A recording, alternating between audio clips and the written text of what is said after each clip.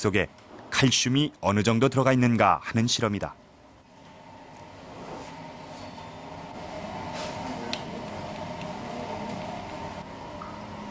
토양 속에 칼슘이 많을수록 인골이 남아있을 가능성도 커진다고 한다.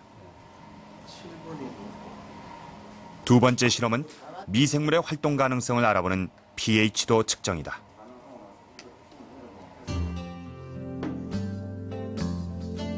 실험 결과 일반 논의 경우는 산성 토양으로 미생물이 활동할 수는 없지만 칼슘 함량은 무척 적은 편이었다.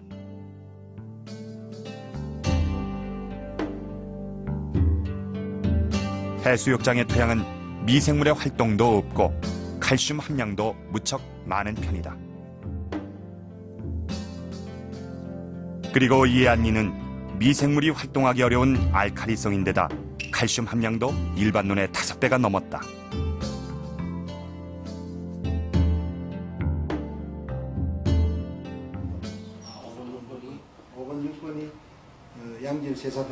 토양학자인 정연태 박사.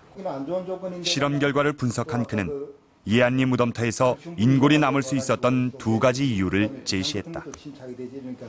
더 안 좋은 조건이 돼가지고.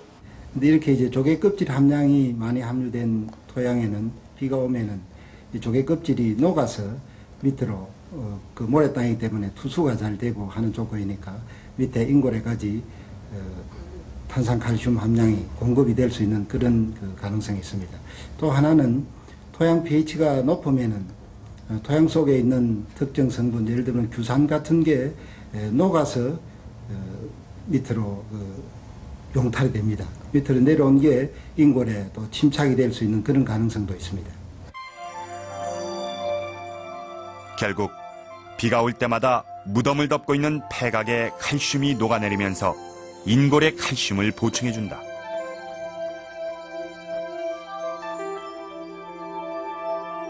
그리고 조개 성분으로 알칼리성이 높아진 땅에선 규산이 녹아내리는데 이 규산은 인골에 니스칠을 하는 효과를 낸다. 이 두 가지 외에도 이안리 무덤에서 다수의 인골이 발견된 이유는 또 있었다. 여기는 지하수의 유동이 아주 약했습니다. 거의 없어가지고 생각이 들 정도로 미약해가지고 그 지하수에 이 모래에 들어있는 많은 폐각의 껍질들이 녹아 들어가지고 지금 칼슘이 포화 상태로 됐습니다. 그래서 포화 상태로 되면은 더 이상 칼슘이 안 녹습니다. 그래서 알칼리성이면서 칼슘이 포화됐기 때문에 인산 칼슘인 우리 인골이 녹지 못했습니다. 거의 움직임이 없었던 이안리의 지하수는 폐각에서 녹아내린 칼슘으로 포화된 상태였다.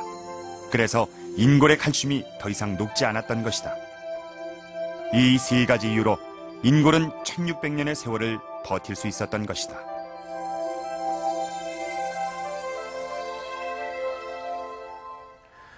오늘 우리가 만나는 가야인들은 1600년 전 김해 지역에 살고 있었던 사람들입니다. 그리고 그들은 요즘으로 치면은 중산층에 해당하는 사람들이었습니다.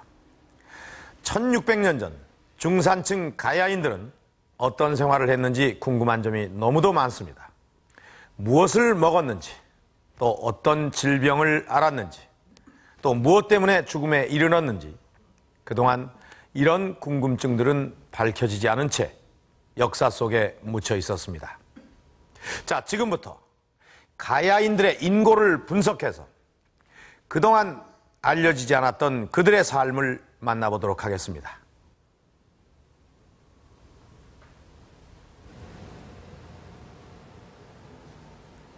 자, 거기 하골 줄래? 인골에는 그 사람에 대한 정보가 담겨 있다. 이안리에서 출토된 이 인골은 몸 전체의 뼈가 거의 완벽한 형태로 남아 있었다. 인골의 전체 모습을 조립하면 이 사람이 누구인가를 알게 될 것이다. 7번 정도 될까? 저기네. 그 눈바라니?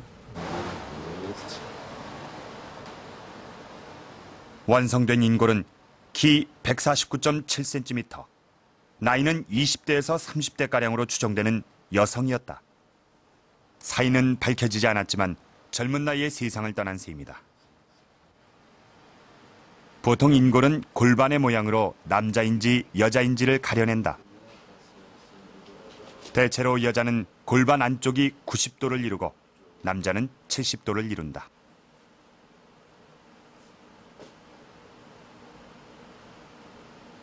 아기를 낳을 수 있도록 여자의 골반이 넓은 반면 남자의 골반은 좁은 것이다.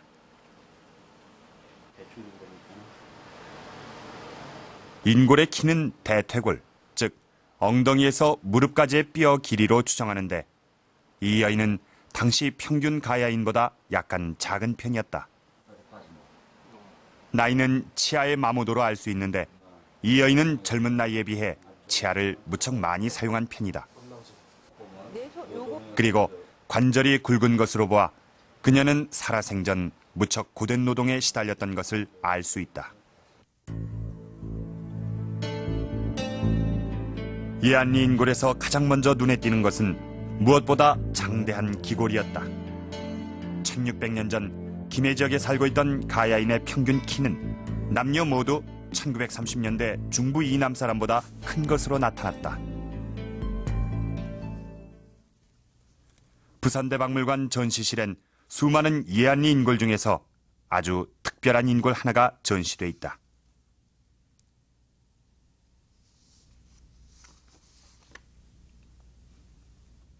머리에 동그란 구멍이 나 있는 이 인골은 한 가지 수수께끼를 던져주고 있다.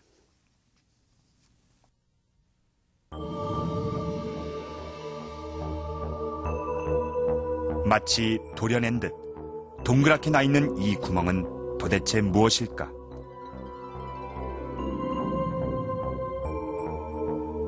그 구멍 옆에는 또 다른 부서진 자국이 있었다. 죽은 후에 부식되거나 자연적으로 부서질 경우엔 이렇게 일정한 형태가 없다. 또 부서지면서 뼈에 균열이 생기게 된다.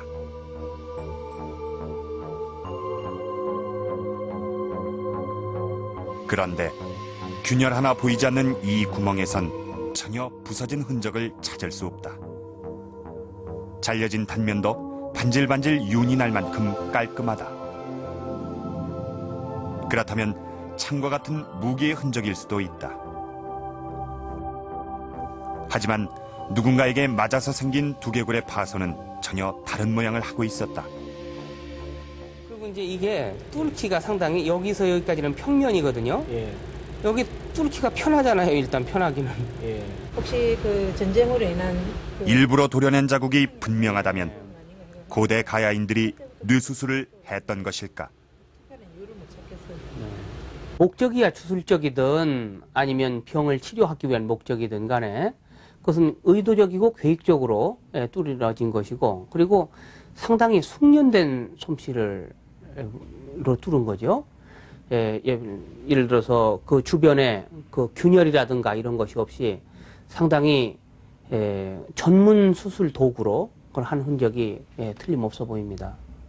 살아있을 때 했겠습니까? 죽었을 때? 제 생각에는 두개골 상태에서 사후에 한 것이 아니라 생전에 수술한 것으로 보입니다. 단지 수술 후에 이분이 생존하지 않았다는 거. 뼈를 수술한 후 만약 살아있었다면 상처가 아무는 과정에서 뼈의 단면이 변화하는 이른바 치유흔이 생겨야 한다. 하지만 여기에 그런 흔적